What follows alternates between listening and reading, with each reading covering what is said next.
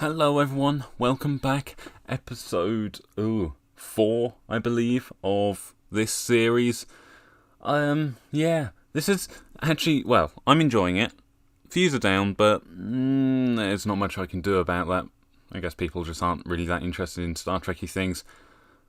But, kind of exciting. This is the last episode that was recorded on Minecraft 1.16.1. Next episode is on 1.16.3. So that's fun. So today we work on, well, surprise, surprise, the frame. I mean, it's basically just been 4 episodes of working on the frame so far. So we're working on the main shape of the saucer section now. Sort of giving it its defining shape. I've kind of gone very much for a TNG shape, but that's not really what I want to be talking about right now.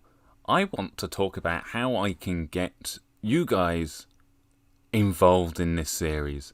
I have been thinking about this. This ship is going to need a crew.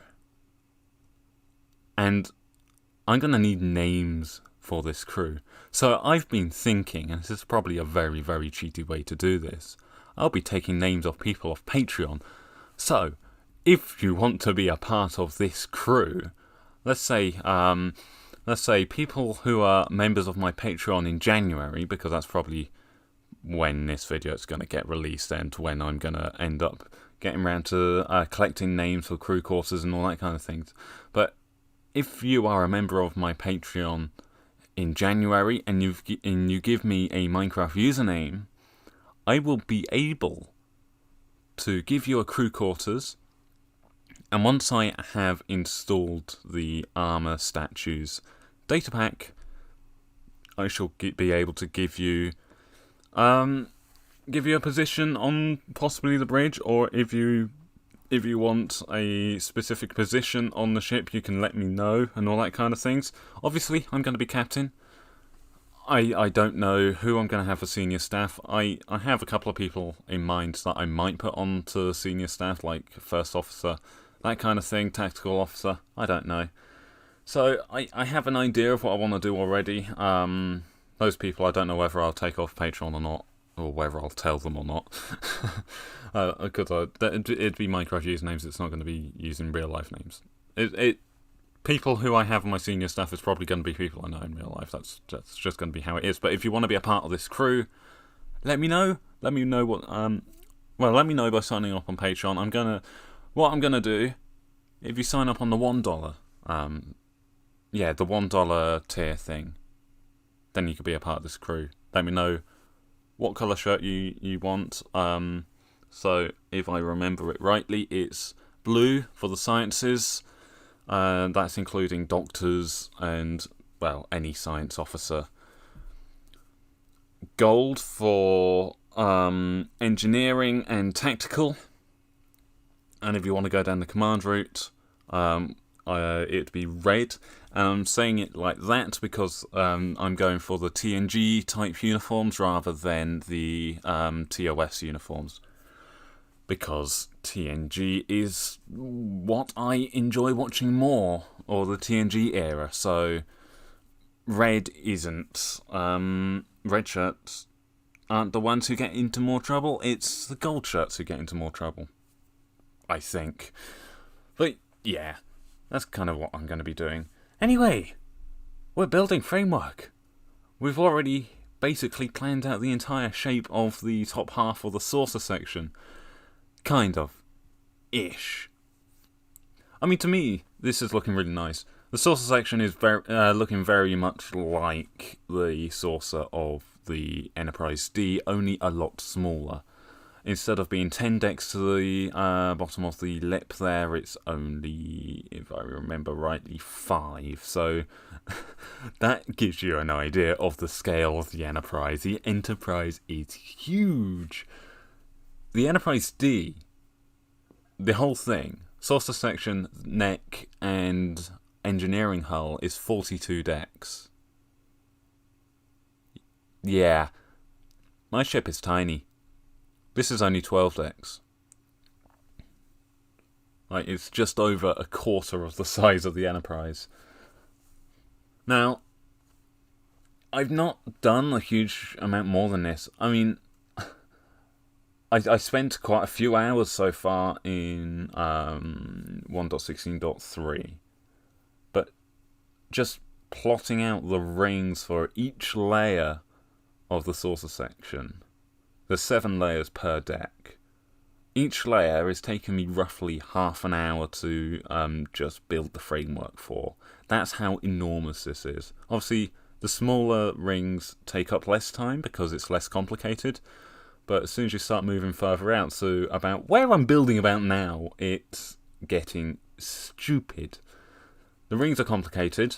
I've made a few mistakes. I've had to tear down quite a few rings already. I really got lucky with how close I to the top of the deflector I went there. But I did this all mathematically. I went onto a circle generator and plotted out all these so the curve would be completely smooth. This is all done as professionally as I can, and you can instantly see the struggle that I was having. I had to recount and all that kind of thing because I'd messed up my counting, or I'd messed up memorizing what I thought I had done because, well, apparently I'm not that good at memorizing large numbers over multiple weeks. Who knew? Well, I say multiple weeks, this is only over a couple of hours this session, but it's a lot of large numbers. I think the widest part there at on the bottom layer is like 40 blocks either side of the centre, so it's 81 blocks in total across by 51, I think that's what that ring is. And yeah, if that doesn't tell you how huge this thing is, I don't think anything will, because it's stupid. I don't think we start filling out any of the hull today.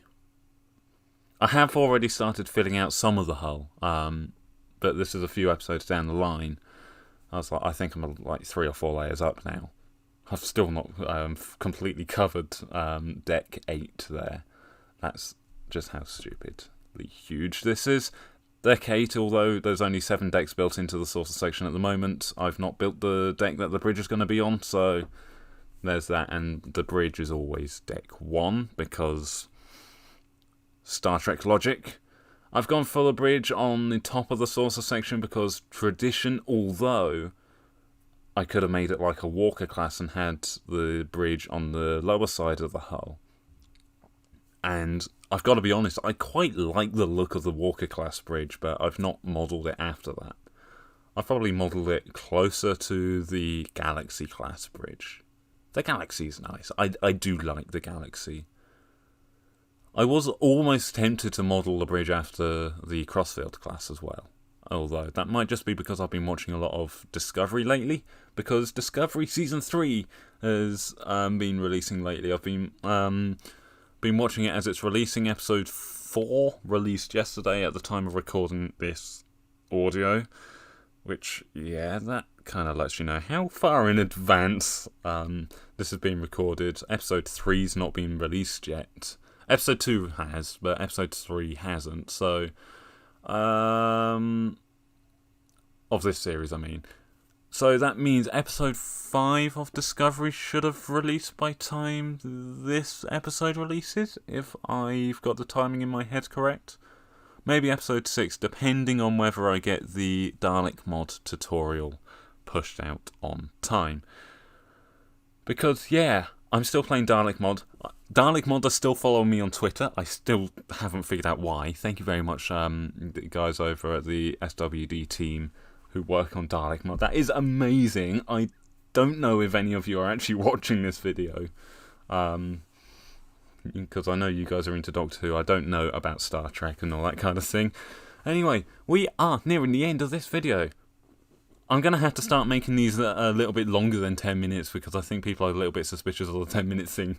But, well.